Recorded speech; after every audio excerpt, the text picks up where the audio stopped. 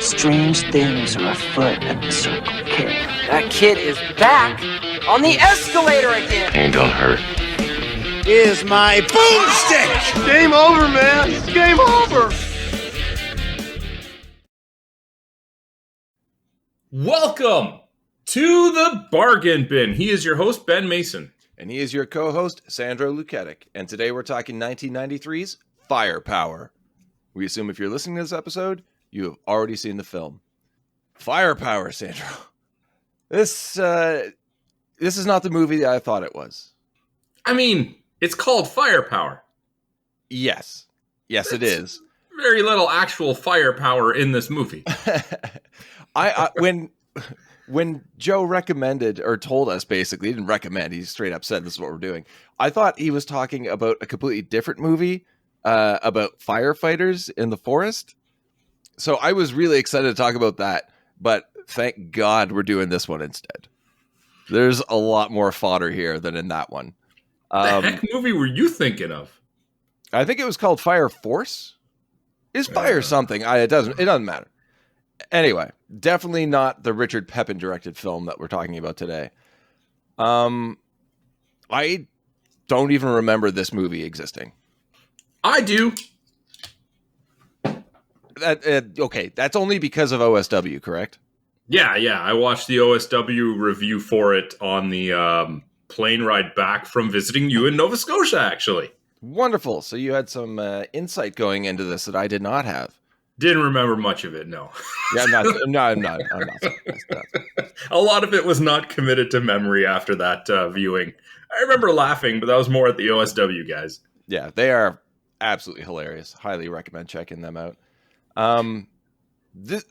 Looking at the poster of this movie does not tell you what this movie is about. Nor does the title of the movie. So you look at the poster, and we've got two guys with guns. And then in front of them is one of the same guys doing the Van Damme splits, but behind him is fire. I'm assuming that's the fire in the Firepower. It could be the guns, too. Of which they're not too prevalent in the movie. No.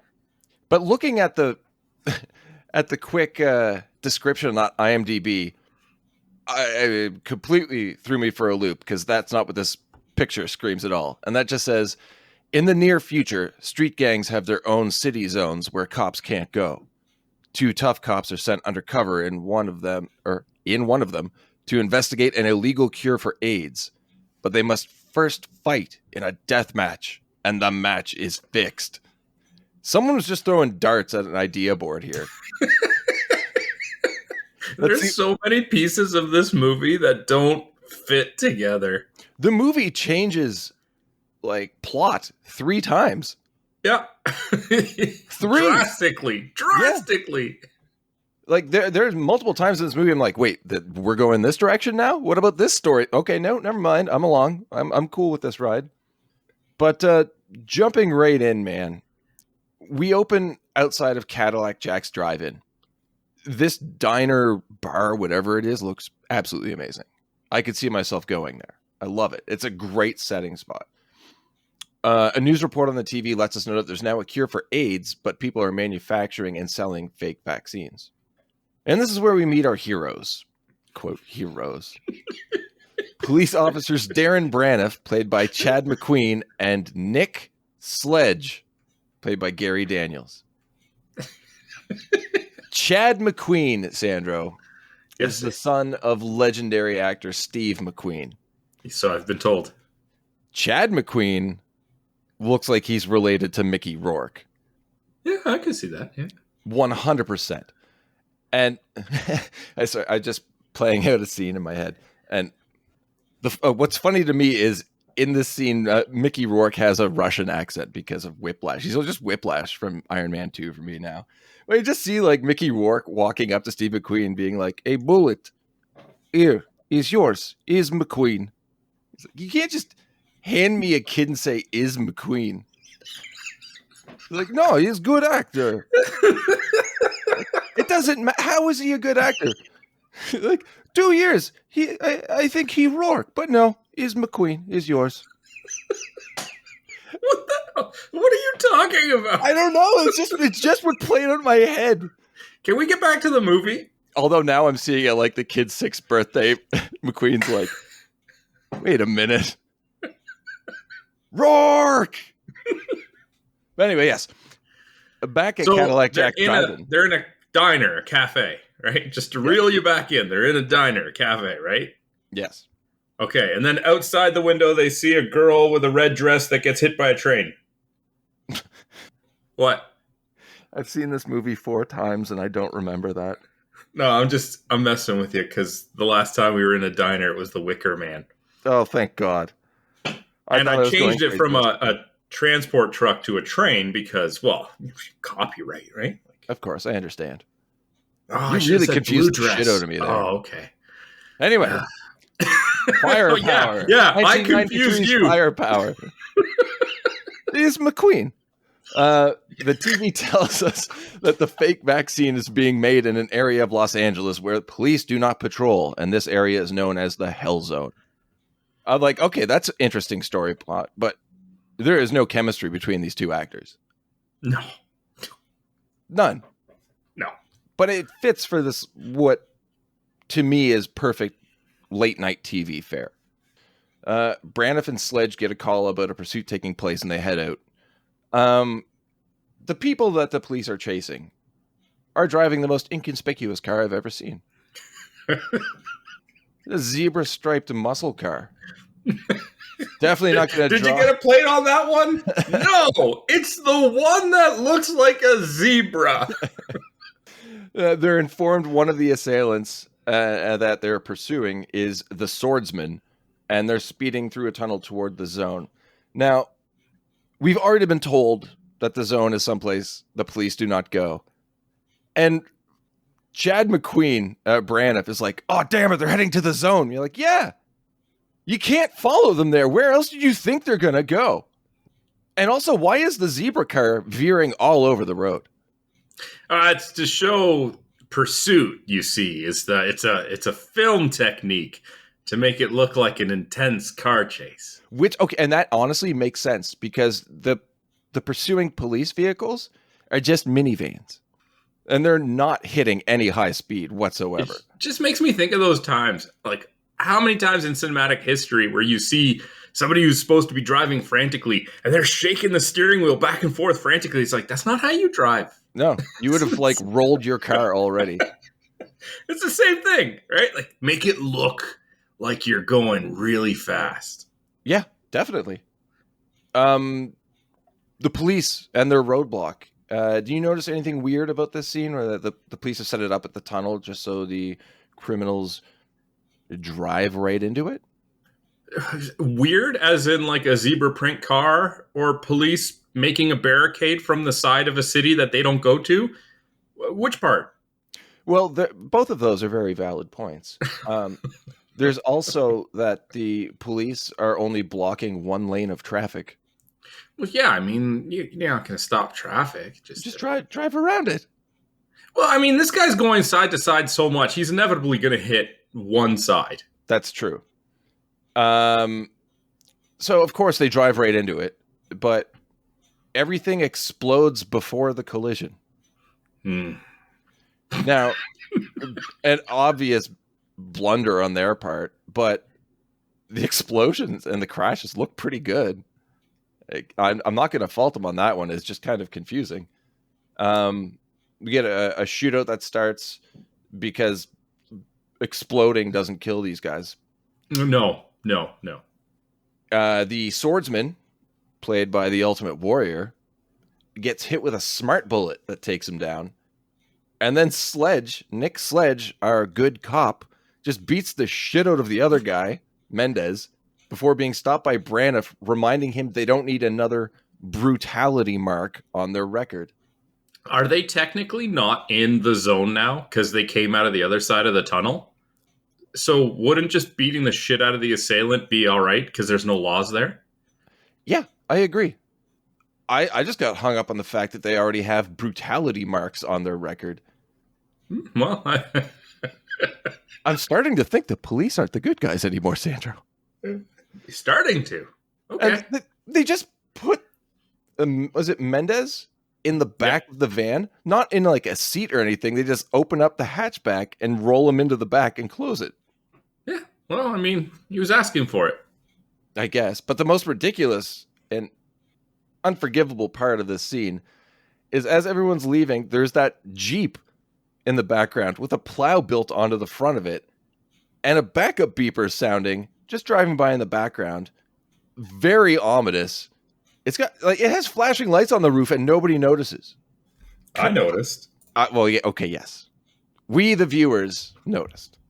But we cut to the police station where the parking lot is blocked by a fence that would probably topple if I leaned against it.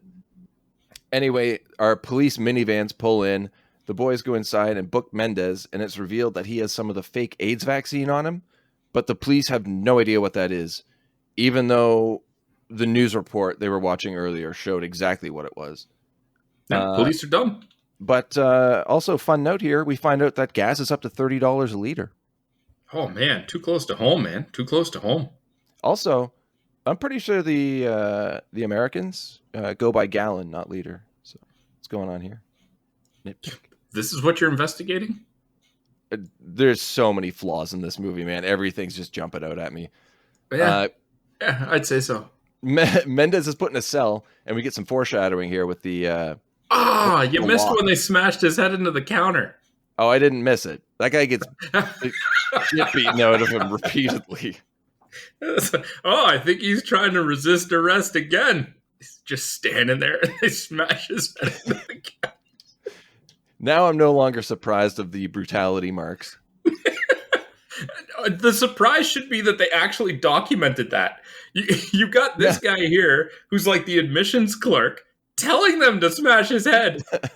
It's like, in what situation would these cops be like, oh man, we better put that in the report?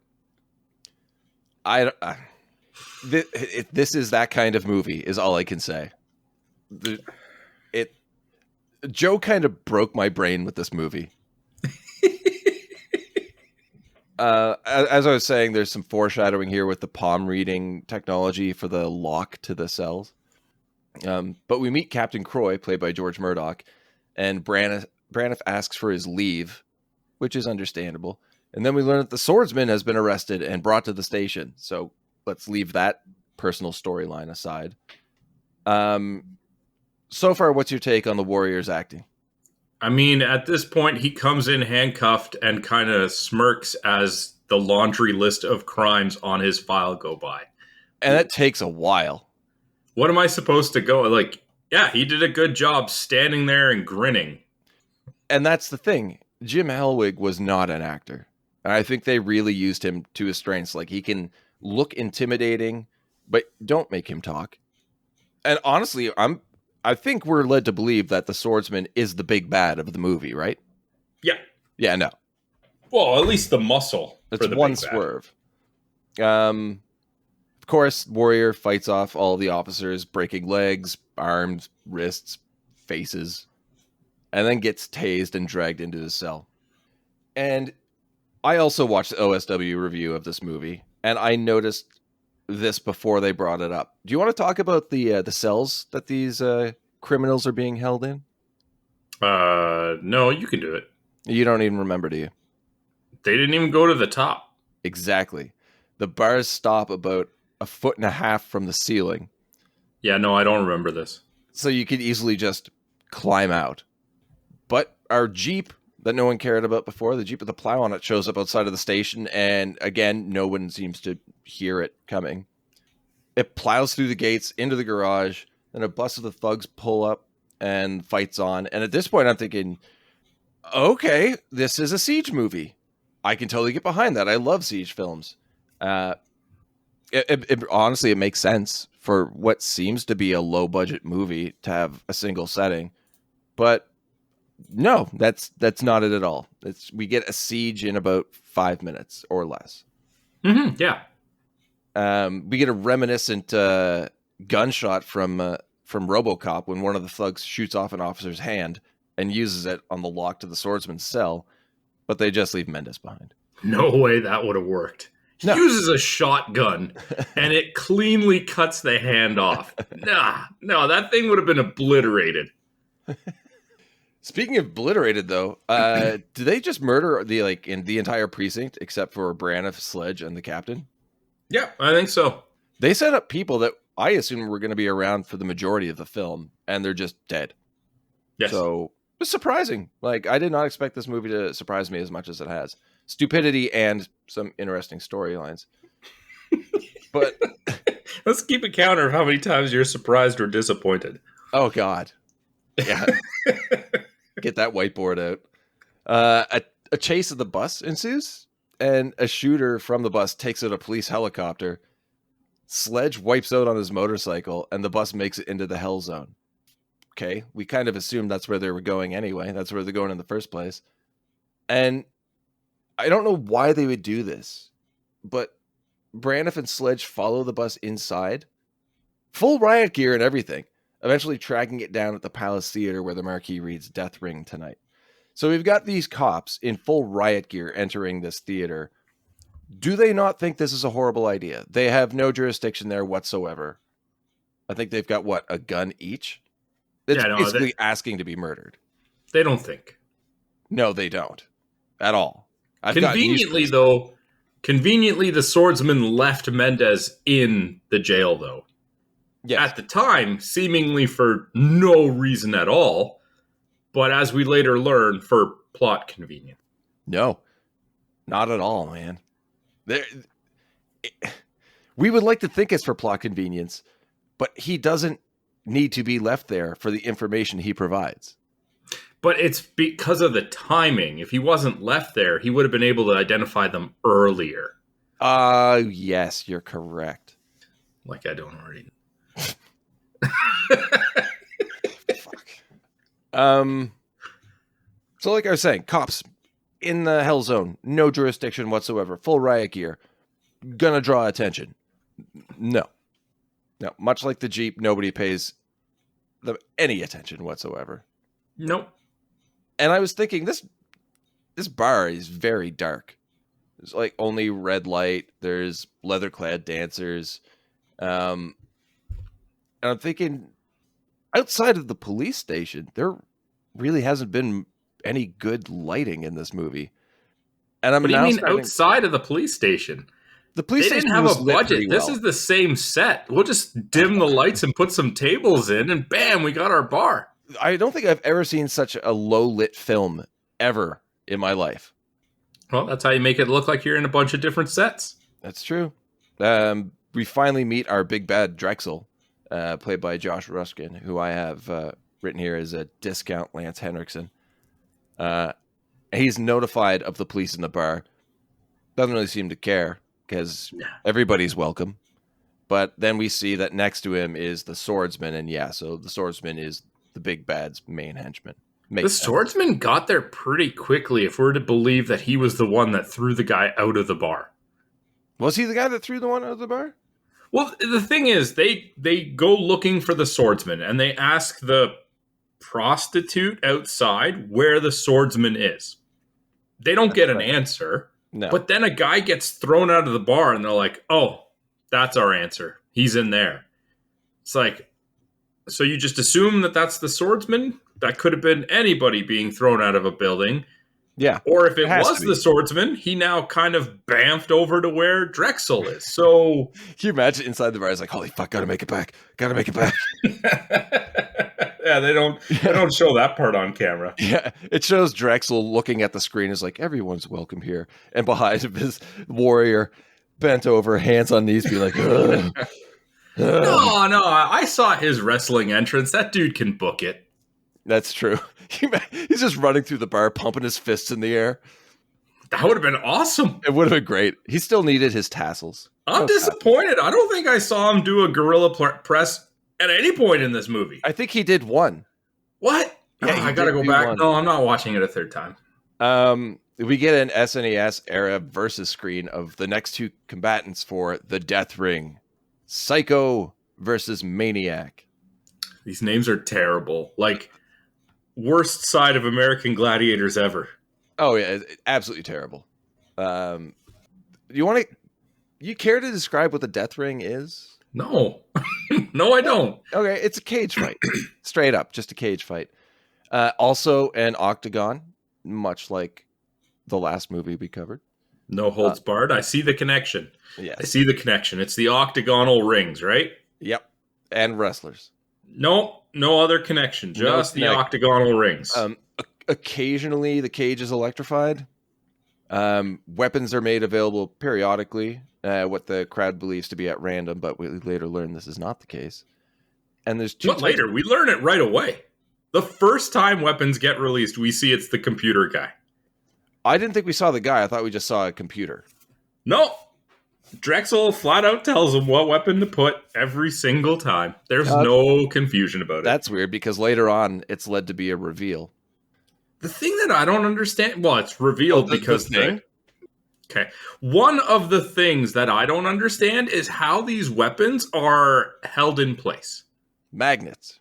Okay. One of the weapons is a bow staff. Magnets. It's like, does it have a metal interior? Yes.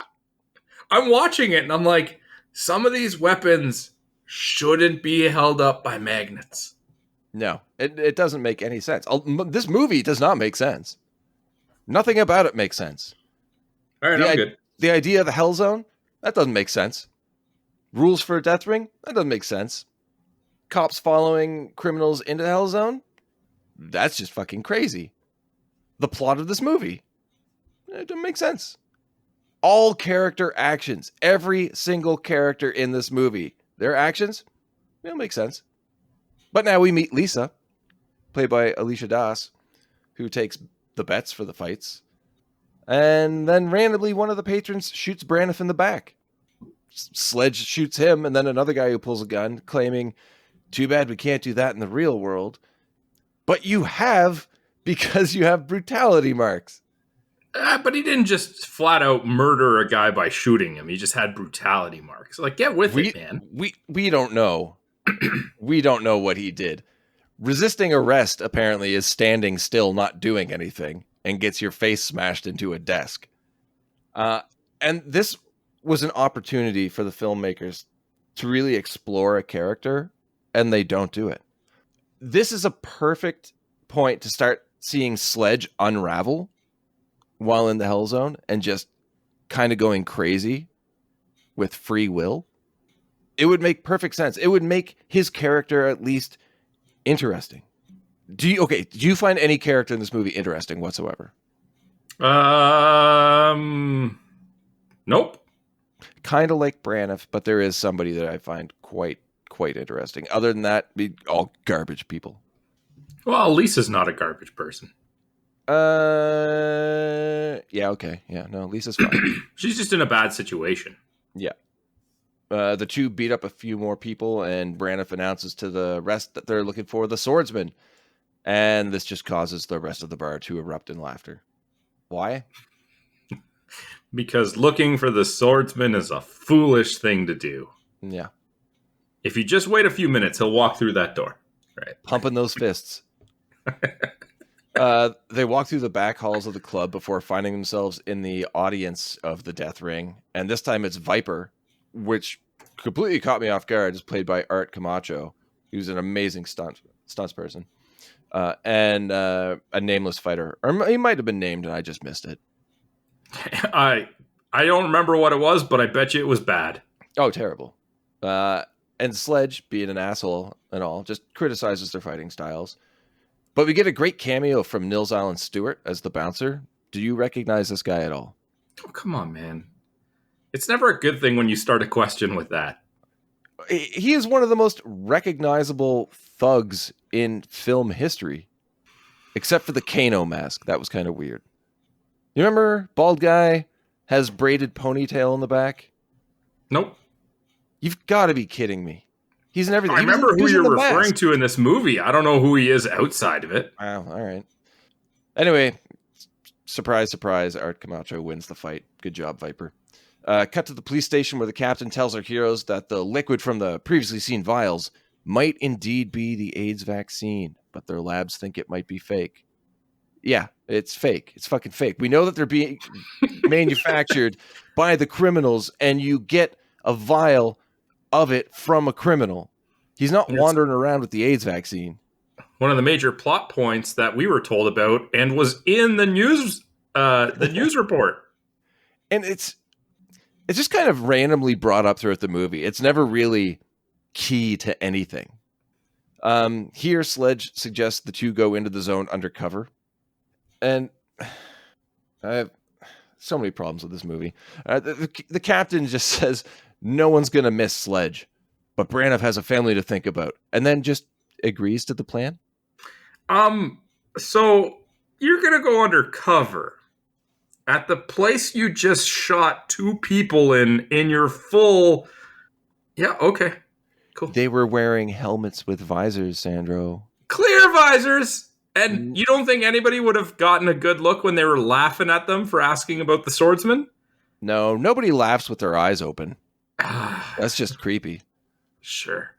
Braniff returns home and his wife, Sue, played by Kimberly Cockrell, is furious about him picking up a new assignment and not spending more time with his family. And that just is contradicted later on. I'll let it go there. I like that you said furious. Because trying to understand what emotion she's trying to convey is rather difficult. Yeah. Yeah, she's not good. Kimberly Cockrell is not good. That might come back in later conversation. But we go back to the death ring. Braniff and Sledge arrive undercover, which is in their plain clothes. Good thing nobody noticed. Yeah. How about you, get a haircut or try and change your appearance somewhat? Nope. There's no way nobody would recognize them. I know, I just commented about that. Specifically the most Australian-sounding British man who has ever lived. And that bugs me throughout this entire film is Gary Daniels' voice. Anyway, we see our first swordsman fight, and it's against Gerald Okamura. Do you remember him?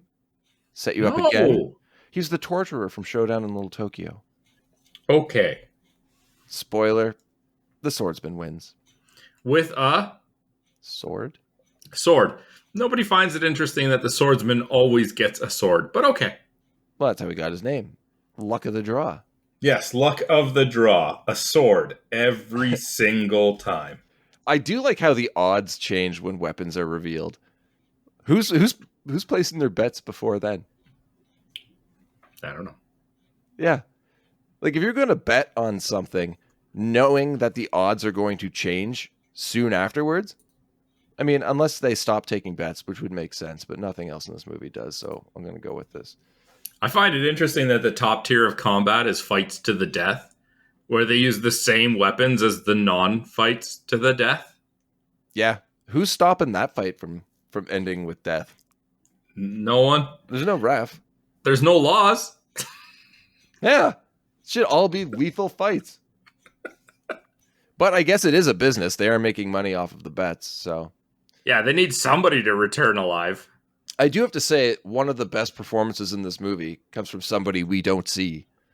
And that's the announcer, played by Lawrence Hilton Jacobs, who I did not recognize his voice, but I had to look him up, and he was Boom Boom Washington from Welcome Back, Kotter. I mean, it's been a long time since I've seen that show, but Boom Boom was awesome. He's fantastic throughout the movie, I have to say. Okay. Wow. You really have nothing to say about this. You hate this movie, don't you? I don't know. I've never seen Welcome Back, Kotter. You keep referencing shit. Well, if it's not directly in the movie we're watching, don't assume I know. All right, so what's your stance on the film up to this point? It's all right. Okay. We get an introduction to the chief handler, played by Michael Gregory, who throws the boys their mandatory newcomer blue attire and laughs off questions about the rules because there are only 3 rules. No moves before the buzzer sounds, stay on your feet, and the loser gets half pay. Hey, that's more rules than they had in No Holds Barred. Mm-hmm. Interesting how you have to win 5 fights, though, before you're 3. allowed... It's 5. 3. 5. 3. Prove it. No, I'm not watching the movie again. 5 fights it is before you're allowed to win that into the championship rounds, which are the lethal ones. So 5 fights in, you get to compete for the championships. I guess that's one way to build up fighters for the crowd, though. Like I said, it is a business of sorts, some sort of racket. Doesn't really seem like that kind of establishment, though. A little bit too thought out, but whatever. Can I just choose not to move up? Can I stay in this tier and just make a smaller paycheck, but live if I lose? Yeah, this is all driven by the fighters. They're like, I'm here for the money. Like, how about you just save what you're making and just don't die? I guess you don't get a choice to move up or not. If you win those fights, you move up. Yeah, because I mean, like, obviously you're going to fight the swordsman at some point, and well, he's the swordsman, so you're not going to win that one. Speaking of which, though, he walks by the handler, who points out the new recruits as fresh meat, and the swordman, well, Hellwig again, just looking at them and laughs to himself. Loved it. He's got this like little sideways smirk. Yes, it's so egotistical and cocky without having to actually say a word. I know, because he's not a good actor. We know that much. But I personally believe that he recognizes them from the police station, and he's just excited. Because he has also seen them. He saw them without any helmets on. He knows what they look like, and he's looking at them now, and he's like, oh, okay. Right, because he saw them in the police station where they didn't have their clear visor riot helmets on. Exactly. What the hell? Which clearly that's not what we're supposed to believe, but they did a poor job of it. Well, it has to. And that just negates leaving Mendez there. Unless the swordsman's like, I'm just not going to tell anybody anything. I'm not going to tell my boss that there's 2 police officers fighting in his death ring. I'm just hoping that they don't die before they get to fight me so I can try and kill them. Plot holes. Yeah. The handler tells them not to get too attached to anyone because they'll most likely have to fight them. But also drinks are free after the fights. Fine. This movie is so fucked up. It's so bad. And now one of my favorite parts. The handler asks them what they want to be called, like for nicknames and whatnot. And Sledge just wants to be called the Hammer. A little on the nose there, eh, buddy? Yeah. The sledgehammer. Yeah. And then says that bet you some writer was in the writer's room like, I'm a genius. This is the funniest shit ever. I know. I guarantee this is fucking Gary Daniels being like, oh, my character's so cool. He's got to be the Hammer. Sledgehammer. It's just perfect in his Australian British tone. But he also tells the handler that Braniff's going to be called the Pussycat. And the handler just says, no. The handler says that sounds terrible, which I agree with. Yeah. And then decides, we're going to call you the Alley Cat instead, which is just as bad. Yeah. I wouldn't say just as bad, because he implies that being called the Pussycat will just get him murdered immediately. But the weird thing is Braniff is indifferent. He doesn't care. Yeah, he's like, yeah, whatever.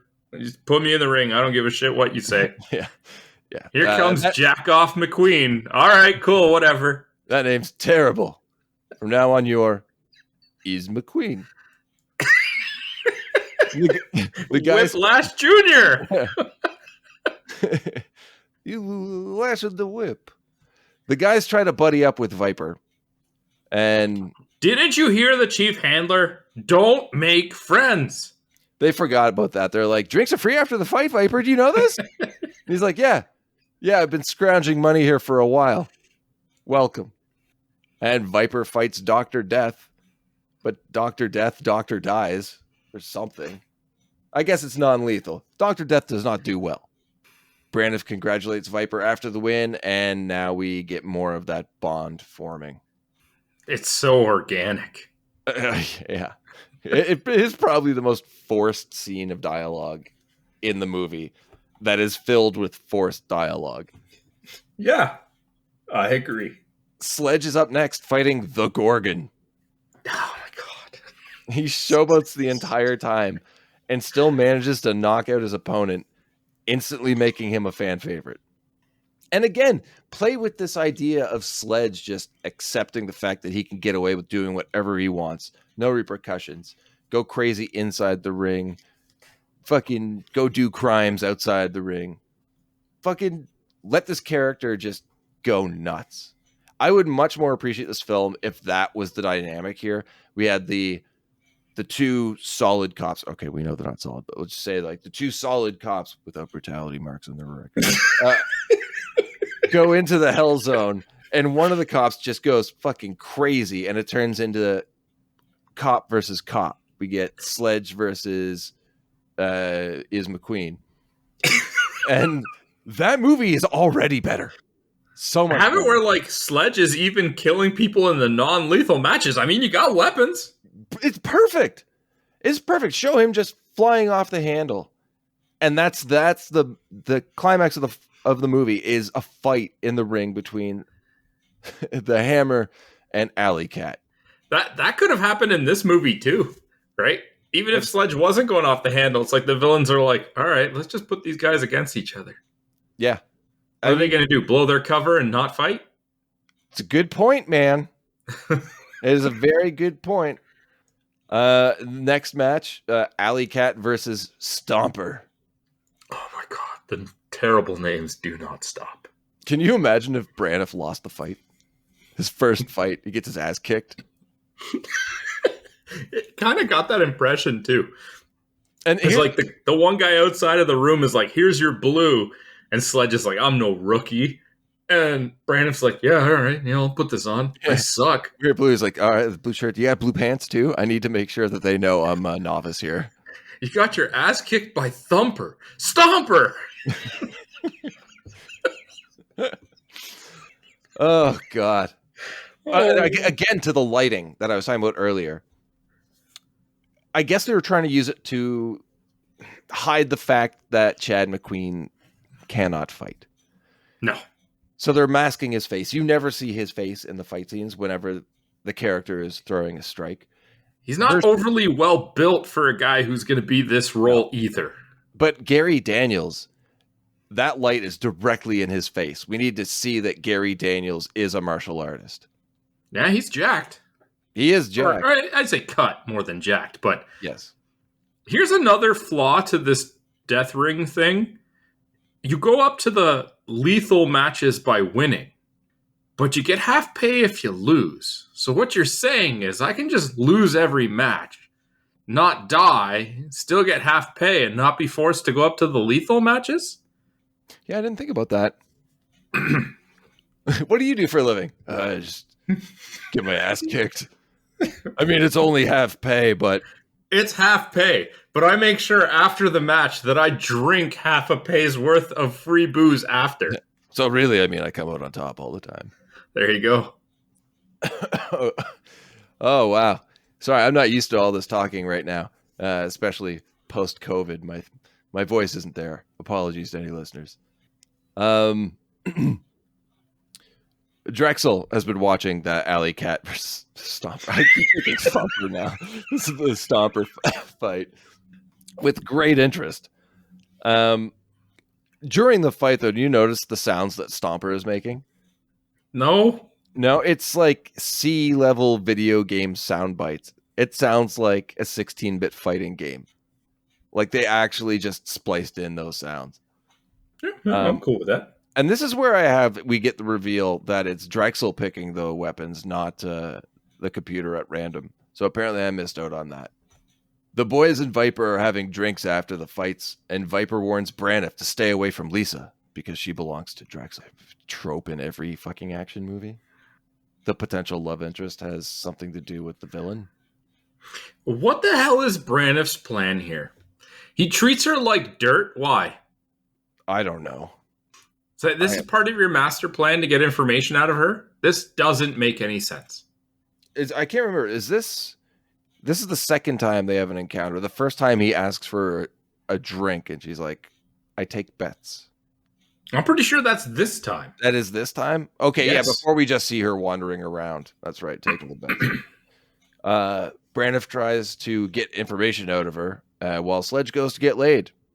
And again, perfect.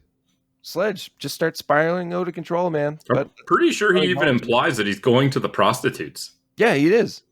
Yeah. It's cool. It's legal here. What do I care? Yeah. Wild Drexel appears. We get a sense that he knows what Braniff is up to and basically threatens him not to fuck things up. Oh, and also stay away from Lisa. Okay. Does Drexel know who Braniff is? I don't see why we would believe he does. It just seems weird for Drexel to interact with that one fighter and no other individual fighter. And then his shock later on to discover he's a cop is like, well, he's staring you right in the face the entire time. Your right-hand man knows who that is.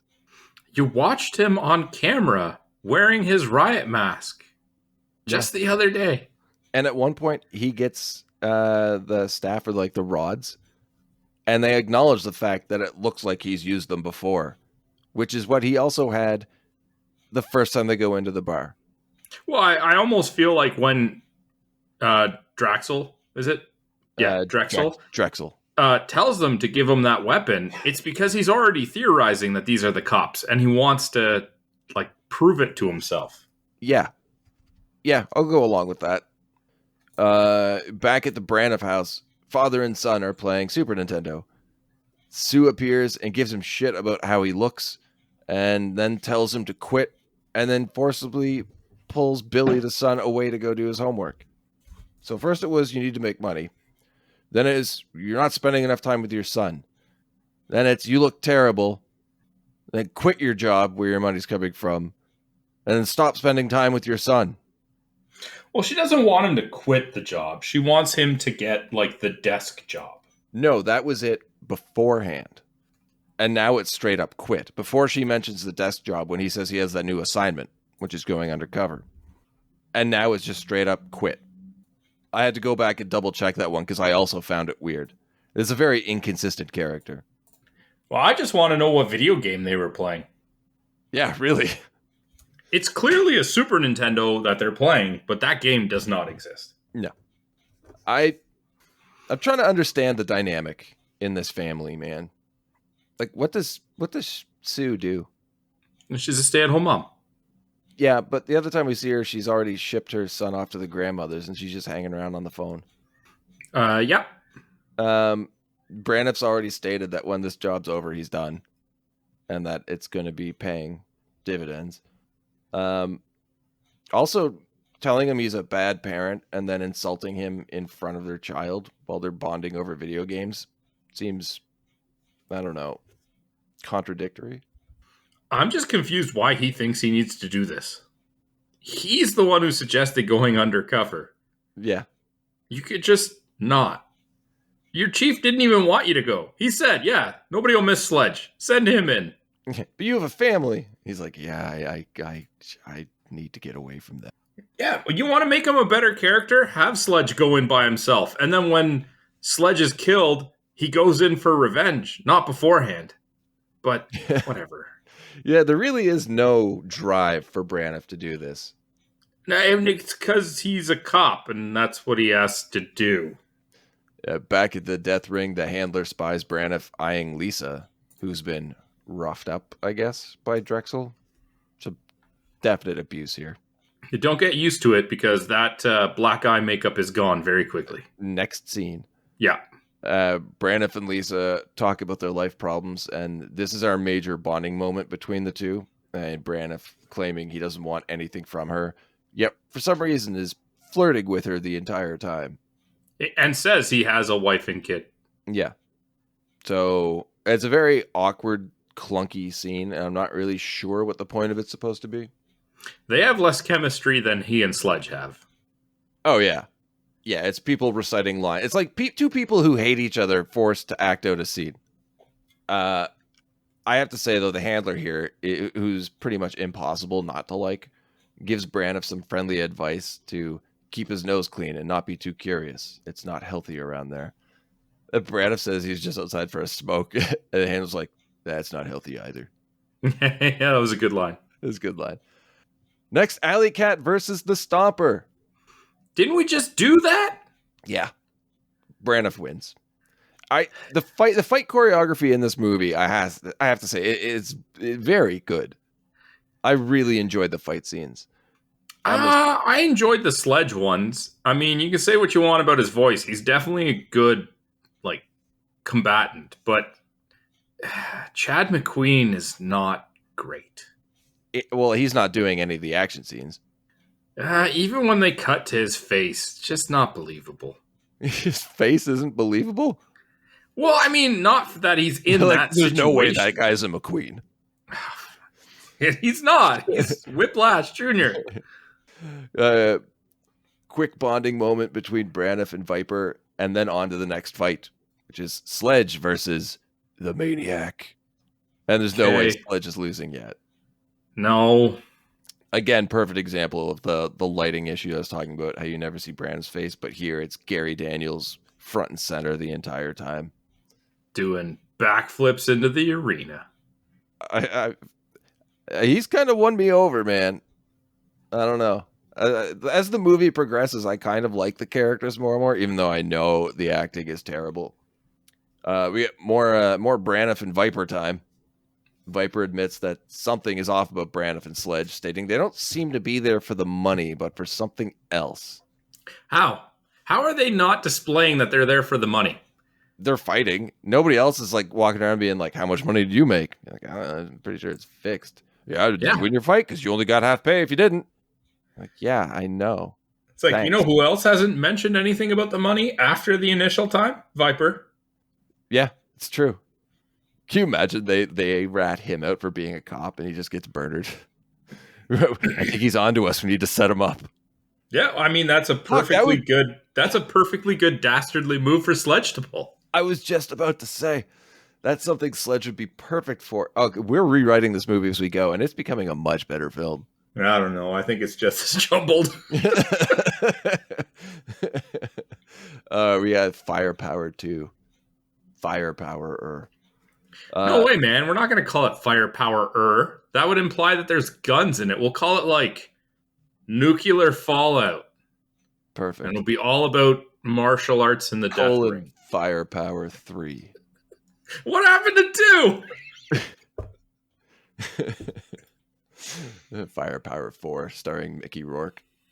Yeah, sorry. Back to what I was saying about the Braniff and Sledge and Viper. Viper just starts dishing information about Drexel during the conversation, which I find strange. And the handler interrupts, saying that the challenger in a championship match bailed out and Viper's being bumped up, even though he hasn't qualified yet. And I love this, because this is just a fucking easy way to get rid of somebody who saw something or knows too much. Like, okay, put him in a lethal match, rig it so he dies, problem solved. So what we're saying is that you can back out of the lethal matches. No. Apparently one guy did. Yeah. I'm sure they just obviously said that to get Viper in. But I think they could have come up with something better, like he got killed in a bar fight. Or like, Stomper's dead. Viper, you're in. How is Stomper dead? He's just lost multiple times. I picked a name at random. Insert stupid name here. He's dead. You're fighting now. That way, it's no one backed out. You can't say no. It's just one of the competitors died. The cowardly tickler has left the building. Yeah. That's the best name you could come up with? They murdered Pussycat. I think because of the name. And Brandon's like, holy fuck, thank God the handler changed it. There's no way Viper can lose this, right? Understood. Viper versus the Rocker. Is it the Rocker? I think it's the Rocker. That's what I heard. What did you hear? I don't know. They're all terrible. Well, Viper's making quick work of his opponent, and Drexel is not happy about that. So when it's time for the weapons to be made, Drexel denies Viper's access to one, resulting in his death. Do you remember what I complained about in No Holds Barred? The everything. Yeah, but specifically comparing it to the Royal Rumble match? No.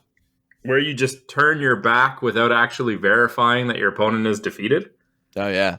This isn't a willingful thing, but Viper just stands there yanking at the weapon for how long? You know your opponent got a weapon. Turn around and at least try to defend yourself. No, I'm just going to keep yanking on these. Well, yeah, in times of desperation, you just keep yanking. During post-fight drinks, which seems ridiculous to me. Post-fight drinks after your friends just died. I would not stay in the bar. Braniff tells Lisa that Viper was going to tell him something about a vaccine, and she runs off. Oh, right. The vaccine storyline. That was happening in this. Pops up again. But I don't remember anyway, Viper talking about a vaccine. I think he was just talking about Drexel. I could be mistaken. But it doesn't matter because we just cut back to the police station. Captain Croy tells the boys they're off the case. They refuse, and Croy relents. Which basically is just, you're off the case. No, we aren't. All right, then. You're still on the case. Hey, Mendez, remember that guy? Well, he's getting sent to maximum security prison, but is rescued by Drexel's men during the transport. Mendez uses a police computer to find out Braniff's identity. Which means that Mendez was in that holding cell for how long? Days. Yeah. And days. Yeah. Lisa confronts Braniff, saying she wants out and knows about the vaccine and where it's being produced. All right, so we're moving along with this vaccine storyline again. And then we get the most blatant Terminator 2 ripoff scene I have ever watched in my life. And that includes ripoff Terminator movies. The fucking Box of Roses assassination attempt. Not attempt. Oh, yeah, that's not an attempt. She gets fucking murdered. Yes. And I hate to say, I don't care. No. Because they've given you no reason to care about this character. It's the two shittiest characters in the movie, one killing the other, and you're like, this could really go either way, and I'd be happy. I guess they needed to give Alley Cat more motivation? Right. Yeah, he's like, finally, I'm free. Sledge prepares for his fight, so break out those Van Damme splits. It's almost like any actor, any martial arts actor in film who can do that needs to do it in every movie. Yep. I mean, I guess it is a staple of early 90s action films. Great scene between Mendez and Drexel. Mendez sees the Versus screen on a monitor and points out that Sledge is one of the cops that grabbed him, and then just exposes Braniff too. And at the last second, Drexel changes Sledge's opponent to the swordsman and makes it a lethal fight. I'm wondering now in the crowd, like, there seems to be a lot of just random changes being made at the beginning of fights now. I'd be pissed, because if I'm one of those people that places a bet before the weapons are issued, stop changing the shit on me. Yeah. My money's on Sledge. Opponent change to the swordsman. Fuck. I'm sure Sledge will be fine. Like, it'd be great if, like, the ultimate demise of Drexel in this movie is people finding out that the matches were staged, and an entire crowd of people who've been screwed out of their bet money just rush him. How would that happen in a lawless environment? How would they get away with it? I guess they'd be able to identify the crowd in a police lineup. Sledge isn't fine, Sandro. No, he's all right, man. He beat the shit, electrocuted, and decapitated. I think he'll come back from it. It's just a scratch. Rub some dirt on it. Yeah. I did enjoy how he did Hadouken. That visibly did not touch the swordsman, but rocked it backwards and made him drop his sword. Mm-hmm. Yep. I also believe that Gary Daniels played Ken in like one of the Street Fighter low-budget movies. This I do not know. Yeah. Anyway, the distraught Braniff beats up a security guard, steals his gun, and just flees, I guess. Yeah, I mean, it almost looked like he was going to be pursuing them. Yeah, I thought he was going to go, like, take out Drexel or something, but he can come and go as he pleases. I don't know why he had to beat up a security guard to steal his gun. So the octagon is like a chain link fence. Partially, and it stops above the ground, much like the bars of the jail cell stopped up below the ceiling. So it's not going to stop a bullet, and there's no laws. So what is keeping Braniff from just running into that room and shooting the swordsman? It's a good question, but he doesn't. He's ambushed by another guard, but the handler knocks that guard out and lets Braniff escape. And I say let escape, but like I said, he could just come and go as he pleases. Yeah, well, Unlike his partner, Braniff kept his head on straight. I'll let you have that one. All right, cool. Braniff gets home in time to see his wife's corpse on a stretcher. Might want to cover that up, but which I guess is what finally pushes him over the edge. I don't know. He seemed much more distraught over Sledge than his wife. So he returns to the Hell Zone and is met with gunfire. Why does he need to see his dead wife if he has no real reaction to it? Why have that scene in there at all? Why have Sue's character in there at all? Nothing comes from it. I just think that Braniff is a shit father because he's like, oh, she's dead. Rather than go and be a parent to my son, how about I just go and risk my life? Yeah. I mean, you could write out that character altogether and just have like him taking phone calls from somebody being like, when are you coming to pick up your kid? Bam. Instantly we know he's a terrible father. But yes, returns to the Hell Zone, is met with gunfire, kills 2 thugs, then blows up a bunch of cars for some reason, and then heads into the death ring. We were talking about low lighting for set changes. This empty set, I think, looks pretty cool. They really did make the most out of whatever money they had, I have to say. But Drexel appears on screen, shows that he has Lisa captive.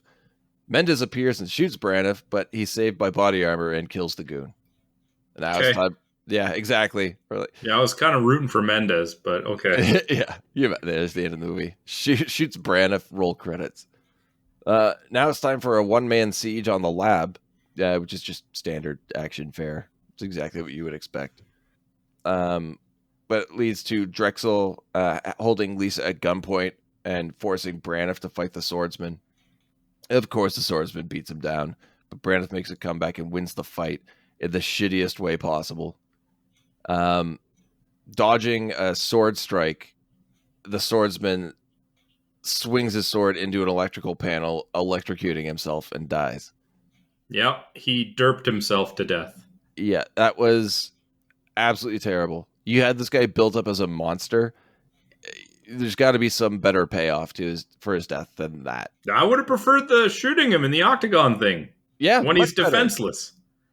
Oh, Drexel dies next in an even more ridiculous way because Braniff just throws the swordsman's sword at him, impaling him, and a quick kick sends Drexel through a skylight, down into the lab, and through a table. See, this is where it would have been better if he played a video of Drexel talking about how he screwed everybody out of his money, and then the entire bar goes after him.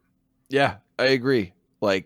Mob mentality is something that this movie was ripe for, and they never really touched on it.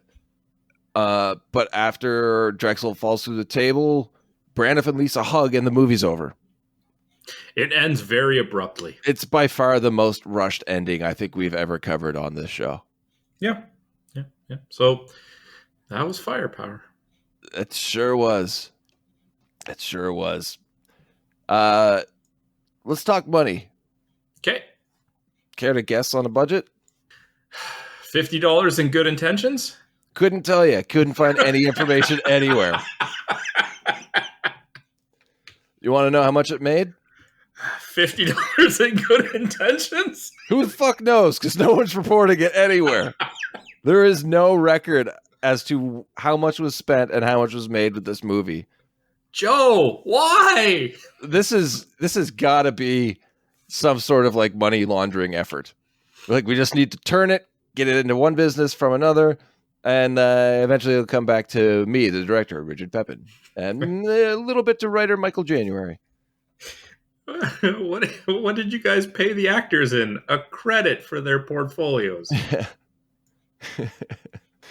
Really, all we had to pay Chad McQueen was the legal fees to change his name to McQueen. Gary Daniels? It was just the sex workers for him. The Warrior? Steroids. It's great. We told him that this movie would make him bigger than Hogan. Ratings. IMDb. I know what the IMDb is, so don't ask me. Yeah, 5.2 out of 10. Yeah. Rotten Tomatoes? That I don't know. The critics? Take a guess. 47. Who knows? There are no ratings. None. Not a single one. And the audience score is even worse than IMDb. It's sitting at 24%. Oh, man. Yeah. Yeah. Well, I mean, maybe some good came out of it. Perhaps somebody watched this movie and came up with the idea for, what was it? The Grudge? The Grudge. Wait, what's the movie where... Hold on. There's like one lawless night? The Purge? Yes, The Purge. Yeah, I guess. It'd be like, all right, well, then this movie was worthwhile. It gave somebody the inspiration for that. I just love how, it's like they were writing the movie on the fly. It's like the movie starts off like, okay, it's going to be the police chasing a villain. Then it just turns into villains laying siege to the police station. Then it just turns into Bloodsport. And the AIDS thing never gets resolved. No, unless never. we're to assume that nobody would have taken over Drexel's place if they already had a warehouse built for that. Interesting. That would be firepower too. Sure. Awards. Okay. Well, you lead us off, my friend, with worst performance. Or no, not performance. Apologies. Least favorite character, though could be for the reason of worst performance. Sue Braniff. Kimberly Cockrell. I hated And that why? character. I just hated the character. They didn't need to be there. And their actions contradict their intentions, resulting in a redundant character that didn't do anything for the story whatsoever. It detracted from this movie. You? Oh, I had Kimberly Cockrell as Sue Braniff written down as well. And not just because the character was a pointless, whiny, nagging nothing. The actor did not do a good job either. I already said it was a very bad performance. And a bad character. Like, there's no redeeming quality to this character or performance whatsoever. No, nothing. I mean, we both said it. She gets killed and we're like, whatever. Yeah. Okay. Yeah, it's like if Mendez shows up and kills her, but they show up in the same scene and one's going to die, you're like, yeah, I'm fine with either. Let's see how this plays out. Yeah. I am very curious to know who your favorite character was. So I was actually debating between two, but I ultimately went with Michael Gregory as the chief handler. Yeah. I absolutely could have done with more of him in this movie. Yeah. What is it about the handler that you liked? He's just a cool character. He's kind of knowledgeable. He's on the inside, but he's kind of keeping to himself. He seemed like he would have been a better target for Braniff to kind of chum up with and get some information from. Ultimately, he does help the hero that we're supposed to be rooting for to get out of there. Like, he's just a pointless escape attempt. Yeah, like he was just a cool character that honestly, if it was like, who would you want to see more of in this movie? And like, I could have taken a lot more scenes with him in it. Could have built up an entire backstory about how he got his injury. Maybe he used to be a closer partner with Drexel, who screwed him over, but gave him this job. Like, you could have done a lot with this character. If you told me that they made another Firepower movie, but it was a prequel focusing on the handler's rise into the Hell Zone and specifically the Death Ring, I would be excited to watch that. Take away the character of Drexel entirely and just have it where at the end the reveal is the chief handler was the main villain and he was pulling the strings from a position of lesser authority. That works too, man. Just as like a cover type thing. But what about you? It was a back and forth for me because I'm not going to lie. I actually enjoy the character of Darren Braniff. And I think Chad McQueen was cast perfectly to play that character. But you're right. The best character, at least my favorite, is Michael Gregory as the handler. He stole every scene he was in. Even when he's playing that like hard-nosed badass by the books, this is how it is character, and you see him warm up to Braniff throughout the movie. Like, it's a character who's figured out what his role is, and he's happy to stay where he is. He's obviously surviving, doing just fine with what he's doing. He's not trying to get into too much of the dirt. He's not trying to be too nice to everybody. He knows to keep a distance from everybody, but at that same time is rather endearing. And that's a lot of emotion and character to portray in very minimal screen time. I think Michael Gregory did a great job. Nice. Yeah. I was also debating Captain Croy. He was pretty good. Yeah, he was quite good too. But ultimately, I didn't go with him. All right, so what did you have for your favorite or most memorable line? Oh my God. It's the very beginning of the movie. It's one of the newscasters, one of the news anchors. And it's just such an exposition dump. And it's such a ridiculous statement at the same time. And it just is, when the city council, in an effort to reduce the burden on strained police budgets, created the Zone of Personal Freedom in 1999, where police services would not be provided, it seemed like a good idea. Like, no, it doesn't. That's a horrible idea. That's one of the worst ideas you could ever have. And what was the point? So the police wouldn't go in there? And then it turns out, when there's no police around, severe, horrible shit takes place? Yeah. What did you think was going to happen? And it sets up everything in the movie. It also lets us know that that was started in 99, and this is 7 years later, so it's 2006, which I also found a little strange. Anyway, it's just a ridiculous line that dumps way too much story and is, in and of itself, completely stupid. So this movie takes place in 2006?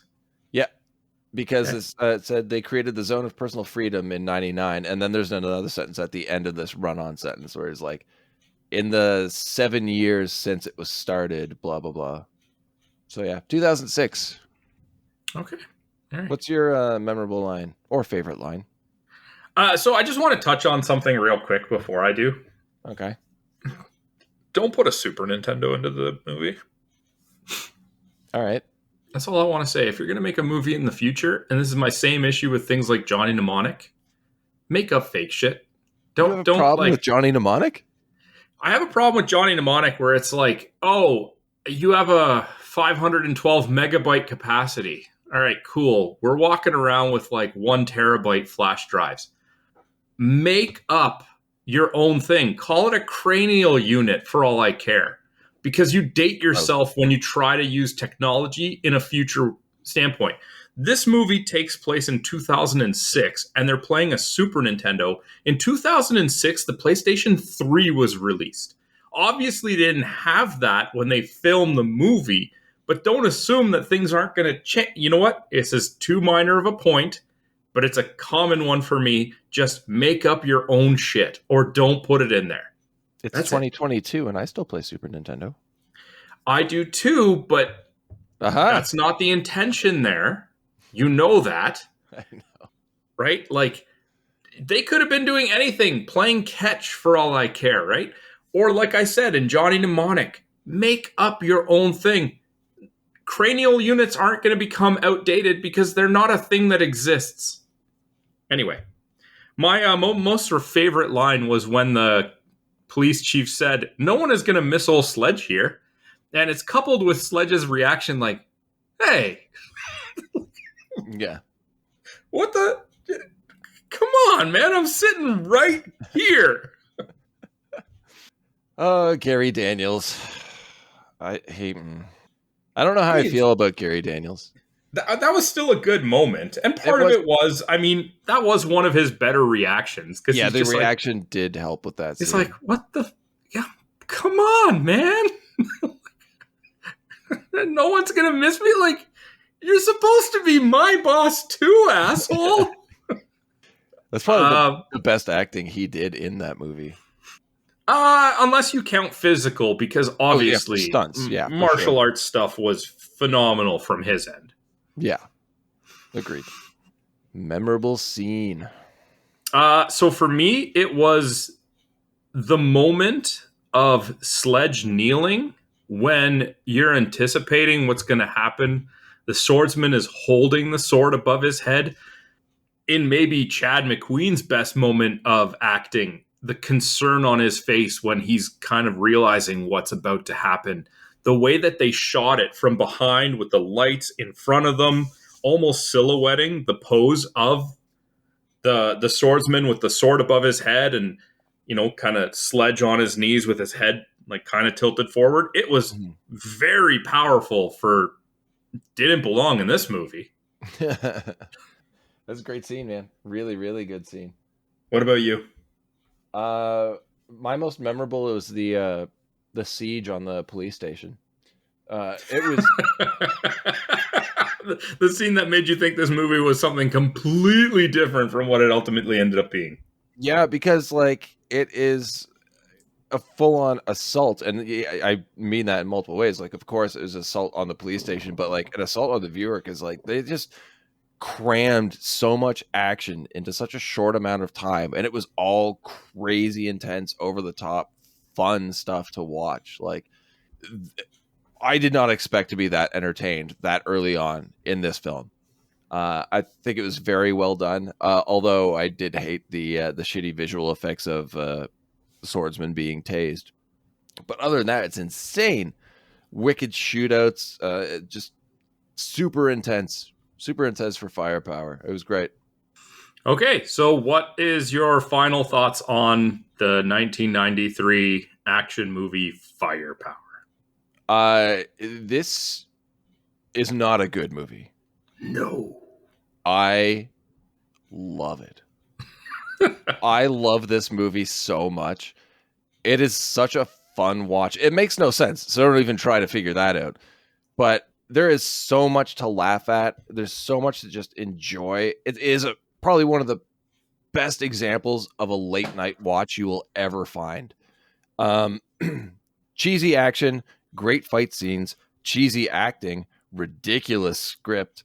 Chad McQueen, great. Gary Daniels, great. And I only mean that in their role. Like, if you cast anybody else in this movie, I don't think it would be as enjoyable. And I don't mean that in that their performances were good. They just added to the cheese factor of this movie. And this is one of the cheesiest action films I've ever seen. But that's what makes it so much fun. It doesn't have to be great. It doesn't have to be competent. As long as I'm entertained, that's fantastic. And that's what it is. I was entertained from the very beginning. And whether it was watching cool action scenes or being like, that's one of the fucking stupidest things I've ever seen before, I was always engaged with what was going on, minus any scene with Sue. But I love this movie, and I will definitely recommend it on the grounds that you can't sit there with a critical eye. You just have to be along for the ride. And if you are, you're going to have a fun time. I have to strongly disagree with you, man. I know you do. You always do. I think you absolutely can watch this movie with a critical eye. This movie can be recommended to any and everybody. There's either people that are going to love it for what it is, or there's going to be people that are going to love hating on it for how bad it is. This movie is a 100% recommend to everybody. It will be different things to different people. Absolutely. But it is something that you're either going to enjoy because it's great, or you're going to enjoy because you can't look away from the dumpster fire.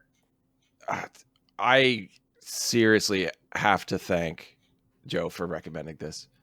I'm on the fence. I want to thank him, but I also want to just like, no. I love it. No. I love it so much. I did not have a problem watching this twice for this episode at all. I have to say, the movie is on Tubi and it is on YouTube. And I've had this movie on for days. I just have it at various points. Like, I'll walk in and hit play, and it's just on in the background. And when I get up to go do something else, I hit pause because I'm just going to watch part of it when I come back in. Like, it's so entertaining. It's entertaining. It's not good. It's entertaining. It's very entertaining. Wow. I honestly did not expect you to, I wouldn't say enjoy, but have a fun time watching. This is absolutely the kind of movie that I would have watched when I was younger with my friends, hoping for a terrible movie so that we could just rip into it. And that is the kind of movie that I would have loved. Now, as somebody who would want to watch it for being good, it's just, I'm laughing at just how bad it's made and still managing to keep my attention. It's just a phenomenon. Yeah, it's an odd one for sure. I'm so glad I was forced to watch it, but it is something I will be revisiting frequently. All right, so that is our thoughts on the 1993 movie Firepower. If you would like to share your thoughts, you can always hit us up on social media. As usual, we are on Twitter at BSBargainBin, Facebook.com/BSBargainBin. Leave your comments in the YouTube comments section. That being said, next week we will be doing our July fan pick. Do apologize, we missed last week's episode due to illness. So there won't be another episode between this one and the fan pick. Ben. Yes. What are we watching next week, my friend? Well, we're staying in the year 1993, and we are going to be talking about a Mike Myers film that I have never seen before. So I Married an Axe Murderer.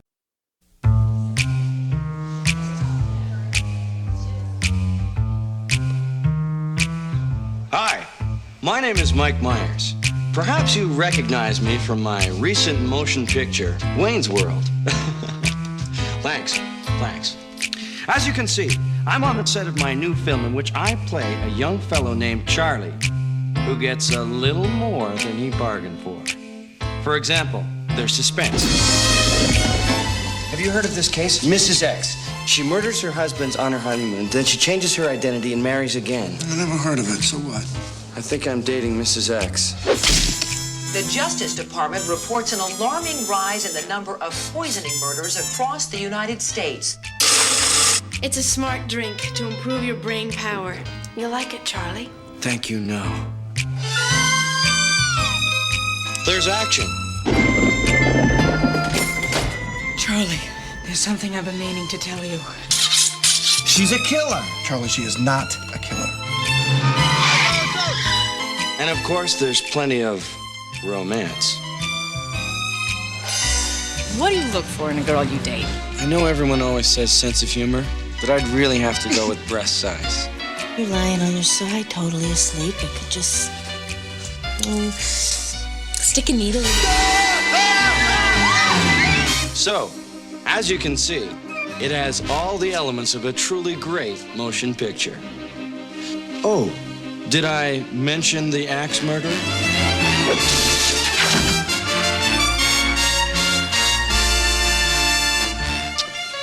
Hello, sweetheart. Missed me, darling?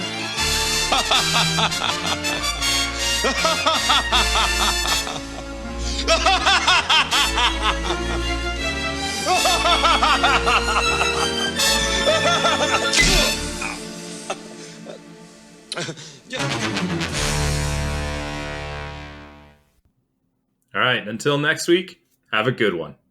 Is McQueen.